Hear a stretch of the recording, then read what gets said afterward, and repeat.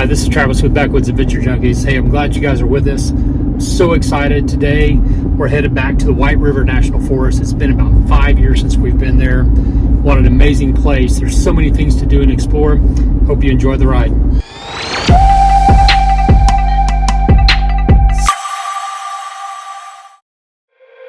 Kicking off our road trip, we head out at 4 a.m., cutting across Texas and New Mexico, where we head north into Colorado until we arrive at our base camp just shy of Homestake Reservoir.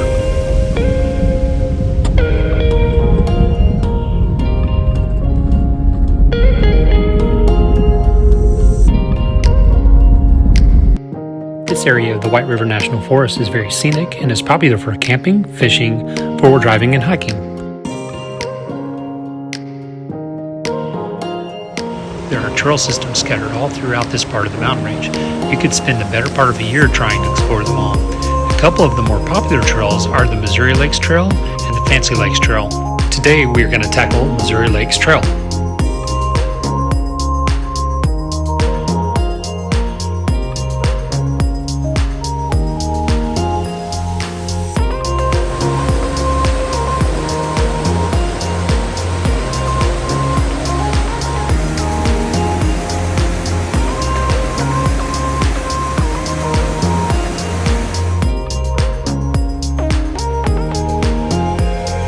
On this hike, we climbed around 1,300 feet in elevation, which had its challenging moments, but rewarded us with spectacular views of waterfalls, bridge crossings, and mountaintop meadows.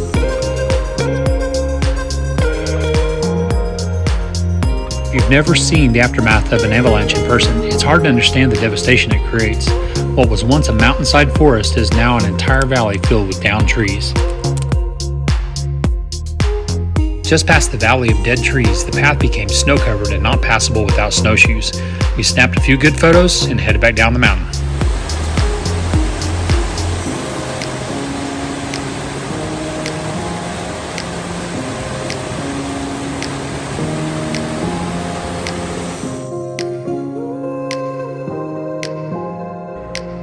After a day of hiking, we decided it was time to get out and do a little exploring. After breakfast, we headed south for a few miles to No Name Road 705. This road is a scenic road that starts at Highway 24 and winds through the mountainside for a little over 20 miles, returning to Highway 24 further south. We had never ventured up this road, but thought it would be a fun road to explore, and it did not disappoint. The road starts as a dirt country road for the first half mile and then quickly turns into a steep switchback climb for the next 2 miles before reaching some outstanding views of the Homestake Valley. We even ran across a family of elk on a late morning run through the forest. From there, the road turns south, becoming steep and rocky with lots of opportunities to test our machines, including those of chainsaw variety.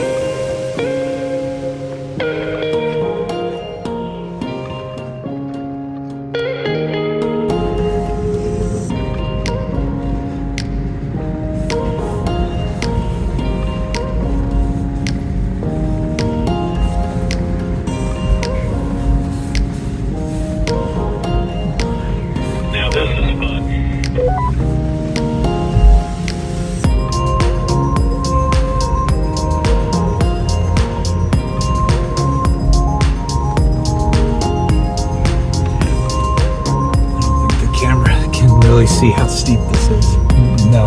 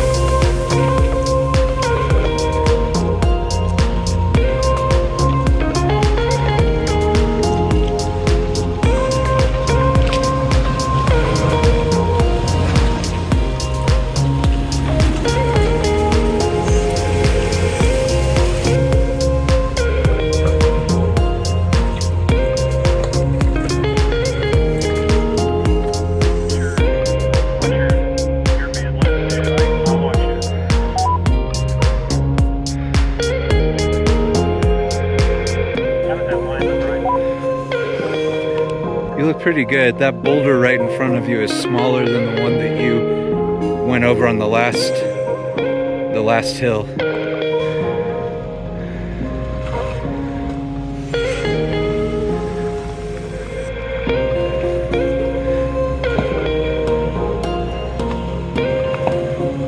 Nice.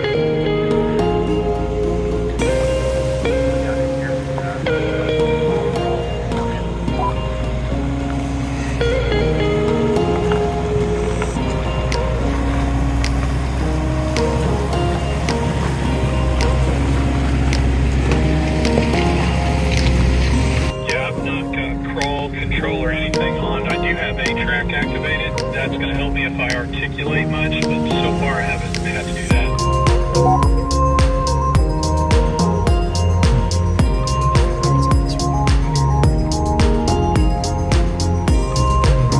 Basically, A-track's going to help me if I articulate enough that one wheel comes off the ground.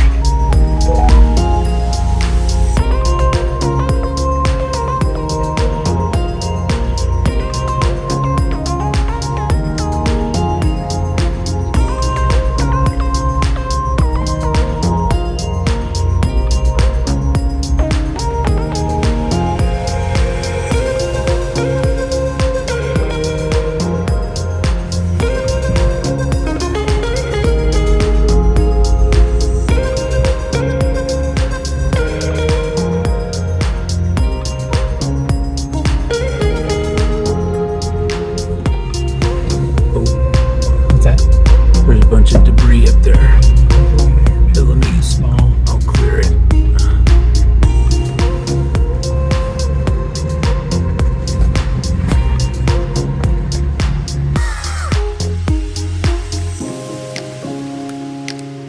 If you can't tell from this video, this small roadblock made someone very happy. Can you say vindicated?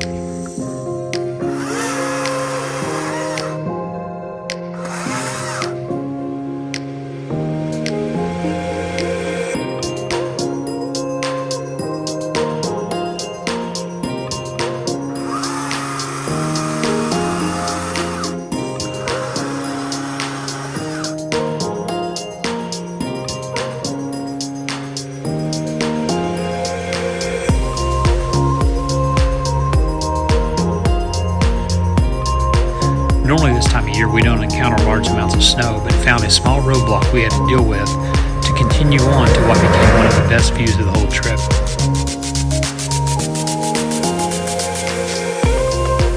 After soaking in the views, we found the road closed beyond that point and had to backtrack out the way we came in. You know, every once in a while, in the middle of nowhere, up in the mountains, come across an RV.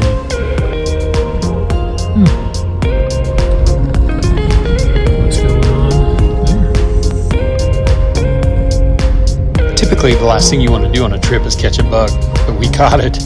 After wheeling on Road 705, all we could do was think about roads and trails we could go explore.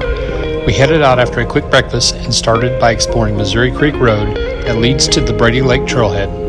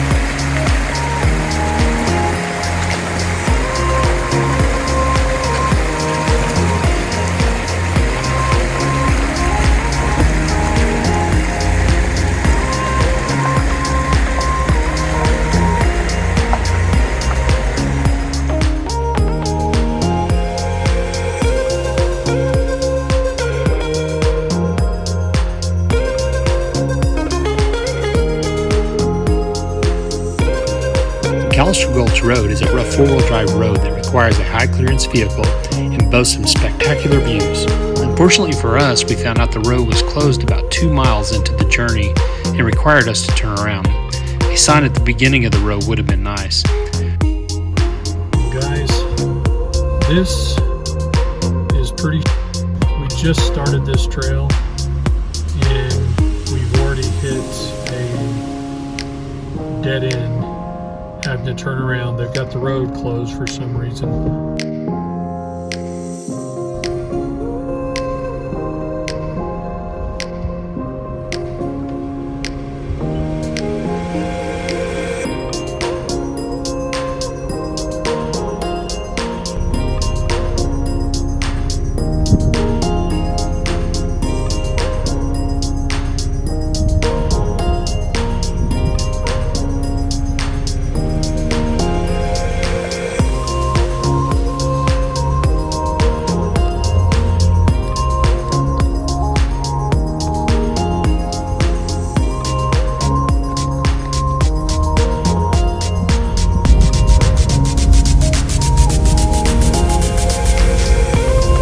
Returning from a failed attempt at McAllister Gulch, we decided to reverse the loop we had planned and head east on Resolution Road towards Shrine Pass.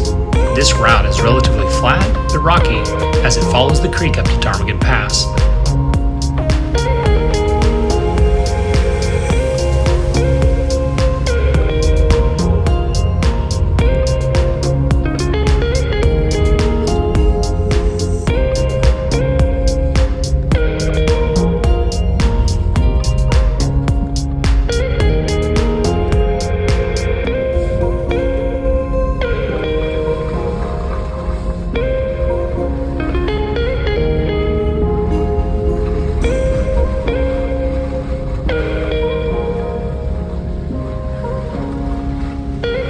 Once we arrived at Ptarmigan Hill, we were treated to what were the most amazing views of the entire trip. A visit to this spot is a must if you get to visit this area. At Ptarmigan Hill, we were greeted by mostly snow-covered roads, only leaving enough room for half the width of our vehicles.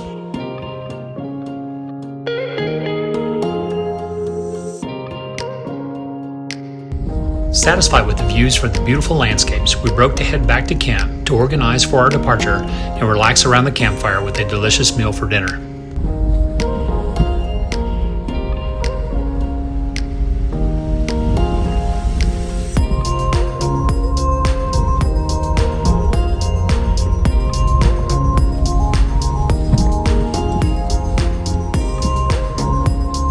I hope you enjoyed hanging out with us on this adventure. We had so much fun with all the activities this place has to offer. I can't wait for the group to round up for the next adventure. Until then, peace out and have a good night.